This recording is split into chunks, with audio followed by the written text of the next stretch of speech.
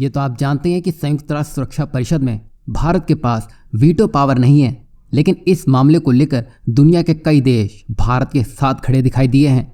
लेकिन चीन अकेला ऐसा देश है जो हर बार और बार बार भारत की एंट्री रोकता आया है। लेकिन इस बार किसी और ने नहीं बल्कि एलन मस्क ने चीन को रक्कर दे दी है।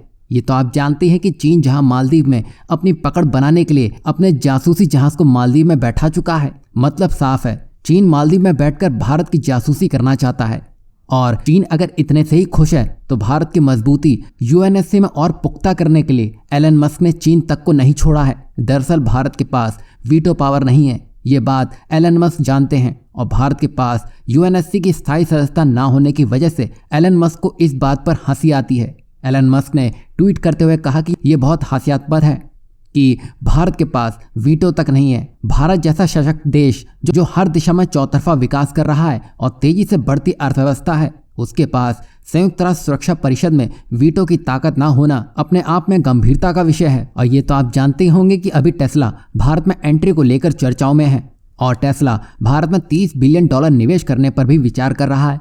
वहीं एलन मस्क की ये निवेश अगले 5 साल में मैन्युफैक्चरिंग प्लांट से डायरेक्ट या इनडायरेक्ट दोनों ही तरीके से कर सकते हैं। वहीं चीन इससे पहले इस कोशिश में था कि टेस्ला भारत में अपना विस्तार ना करे, लेकिन चीन के मंसूबों पर एलन मस्क ने दोहरा वार कर डाला है। दुनिया के सबसे अमीर इंसान ने जब भारत के यूएनएससी में दावेदारी के लिए जो आवाज़ बुलंद की है, उससे कहीं ना कहीं चीन के जहाज का मालदीव पहुंचना फायदा नहीं करने वाला है। भारत को यूएनएससी में वीटो पावर का समर्थन दुनिया भर के देश कर रहे हैं सिवाय चीन के, और ये सब दुनिया देख रही है। दरअसल एंटोनियो गुटेरेस, जो कि यूएन के कर्ता धर्ता है, उन्होंने कहा है कि अफ्रीका में अभी भी सुरक्षा परिषद में एक भी स्थायी सदस्य नहीं है।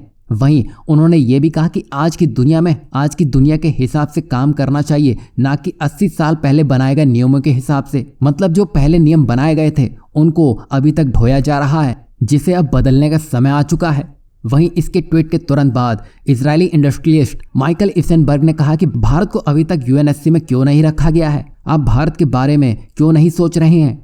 ठीक है, अफ्रीका के बारे में आप सोच रहे हैं, लेकिन भारत के बारे में क्यों नहीं सोच रहे हैं? और फिर इसके बाद एलन मस्क की एंट्री हुई। उन्होंने चीन और यूएन के सिस्टम को ही धो डाला है। वहीं एलन मस्क ने अफ्रीका का भी पक्ष लेते हुए कहा है कि अफ्रीका को भी सामूहिक रूप से इंटरनेशनल मैरीटाइम ऑर्गेनाइजेशन यानी कि आईएमओ में एक स्थायी सीट मिलनी चाहिए। वहीं अब चीन को डर सता रहा है कि भारत अगर स्थायी सदस्यता हासिल कर लेता है तो एशिया में उसका प्रभाव कम हो जाएगा। यही वजह है कि वह दुनिया के सबसे प्रभावित संस्था से भारत को बाहर रखने के लिए तमाम चालें चल रहा है। यहाँ चीन अकेला है जो रोक रहा है, लेकिन भारत के साथ अब पूरी दुनिया जुड़ती जा रही है। चीन भले ही मालदीव में 1 जहाज लाए या फिर 10 जहाज लाए, भारत सबको बर्बाद कर देगा, क्योंकि अब बात वीटो की है जिसको भारत हासिल करके मानेगा।